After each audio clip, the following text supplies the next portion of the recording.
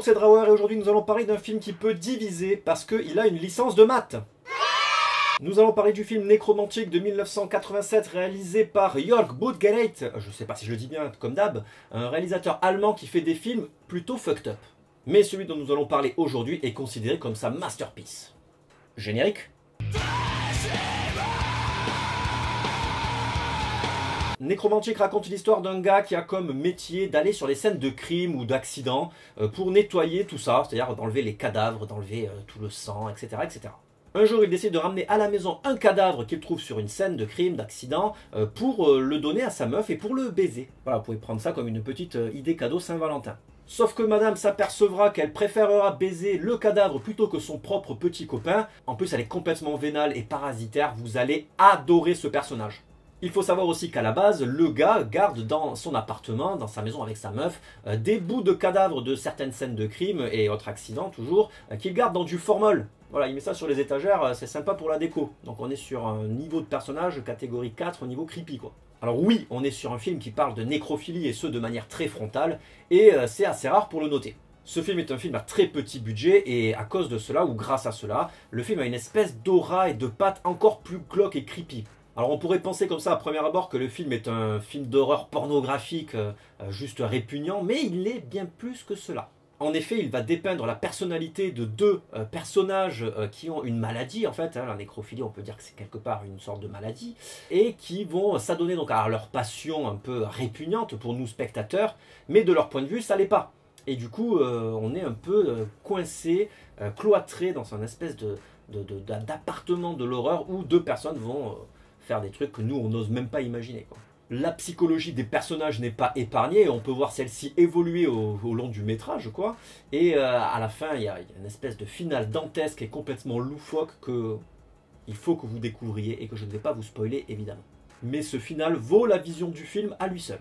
Le film est interdit aux moins de 18 ans, évidemment, et il vaut clairement cette limitation, parce que, bon, bah, tu comprends les bails. Alors en plus, il y a un petit peu de violence animale dans le film. Bon voilà, donc je crois qu'il y a un lapin qui meurt, il y a un chat qui meurt, mais le chat, je pense que c'est pas vrai. La rumeur dit qu'il a été vraiment tué, mais je pense pas parce qu'il y a eu un cut. Enfin, pas le cut du chat, puis après on voit un chat séché, et ça ressemble pas du tout à un vrai chat. Mais bon, en tout cas, il y a quand même un lapin qui se fait ouvrir, hein, voilà.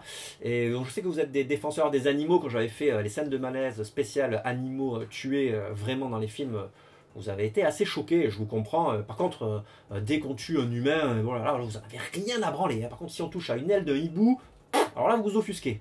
Je sais pas pourquoi j'ai choisi un hibou comme...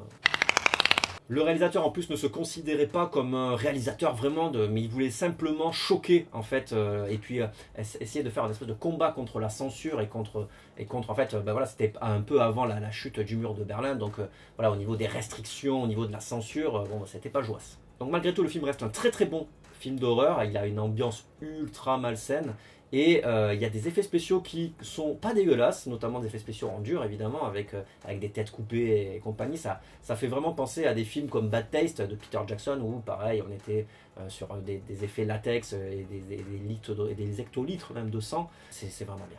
On pourrait même comparer le film à Hellraiser parce qu'il y a des scènes morbides de sexe et parce que parfois on rentre dans du body horror un petit peu, c'est-à-dire qu'il y a, voilà, il y a les corps qui sont décharnés, on joue avec les yeux des cadavres, etc. Il faut avoir l'estomac bien accroché. Mais malgré ces comparaisons, Nécromantique a sa propre personnalité et il a les couilles d'aller bien plus loin que certains films d'horreur avec un budget moindre. Vraiment, il va au bout de ses pensées, donc parfois il se disperse un peu dans ses personnages et dans le traitement de ceux-ci, mais on arrive quand même à trouver son compte dans le film. Alors je déconseille de regarder le film seul, c'est quand même plus un film à regarder entre potes, parce que parfois il est un petit peu grand guignolesque. Encore une fois, ça vaut le détour.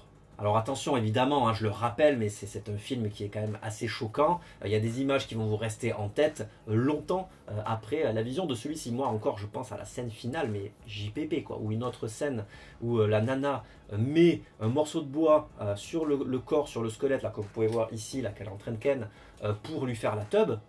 Elle lui met un préservatif et tout, au cas où le morceau de bois lui transmette une MST, tu vois. Parce que oui, la scène la plus connue et la plus culte du film, c'est le plan à trois, le mec, la meuf et puis le cadavre. Voilà, parce que donc elle met le morceau de bois parce que c'est un cadavre. Et donc quand tu moisis sous terre, ton zboob il s'en va. Donc il faut bien le remplacer par quelque chose. Le truc qui est marrant, c'est que quand je parle de ce film aux gens qui sont pas trop aficionados de films de genre et encore moins de films d'horreur, je leur dis que j'ai regardé un film sur la nécrophilie et que j'ai apprécié, les gens ils te regardent en mode waouh, t'es déviant mec. Mais non, je suis juste curieux, j'aime bien me faire surprendre par des films qui sont glauques, j'aime bien les univers glauques alors que je suis quelqu'un de totalement sain. Donc je pense à tuer ma mère ce soir quand même. Et puis j'aime les films un peu gore entre copains, c'est toujours cool. Et puis Nécromantique est un film à voir, notamment pour se rendre compte que le cinéma d'horreur n'est pas un cinéma aseptisé, comme on peut le voir avec tous les films qui sortent en salle, notamment. Il y a des films underground, indépendants, qui tapent dans le lard, mais quelque chose de sévère, quoi. Et Nécromantique en fait partie. En plus, regardez-moi cette cover qui est magnifique. Et il y en a une autre alternative qui a été faite pour une édition DVD ou Blu-ray, je ne sais plus, qui a été faite par God Machine, qui est un illustrateur qui fait des illustrations, mais al dente, super gore, avec des squelettes et tout. Je vous laisse aller checker. Il existe une suite qui s'appelle Nécromantique 2. Je ne l'ai pas encore vue, mais ça ne saurait tarder. Désolé, pas de fun fact particulier pour cette vidéo. Si vous en avez, n'hésitez pas à me le mettre dans les commentaires.